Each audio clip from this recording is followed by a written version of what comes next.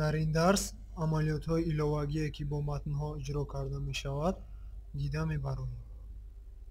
агар дар дохили матн ба шумо ягон калимаи хатзадагӣ лозим бошад, он гоҳ матни заруриро ҷудо карда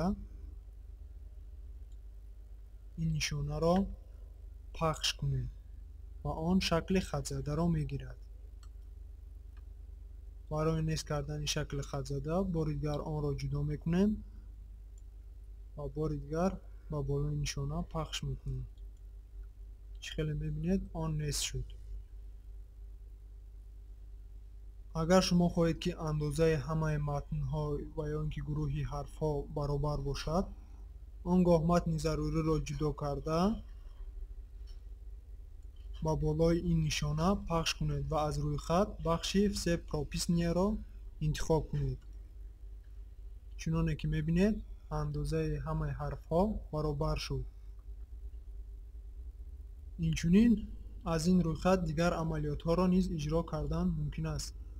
масалан ҳоло ҳамаи ҳарфҳоро хурдтар мекунем ва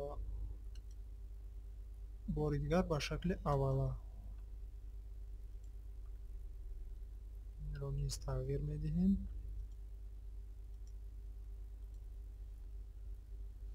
барои намоён будани ягон матн нисбат ба дигар матнҳо аз ин нишона истифода мебаранд. бояд дар амал мебинем. масалан мо мехоҳем ки ин матн нисбат ба дигар матнҳо намоёнтар бошад. барои ин ба болои нишона пахш мекунем. чӣ хеле ки мебинед дар гитру атрофи он ранги зард пайдо шуд. мо метавонем ин рангро инчунин ба дигар рангҳо иваз намоем. болои ин нишона пахш мекунем ва ранги заруриро интихоб мекунем. хуб, саломат бошед то дарси дигар.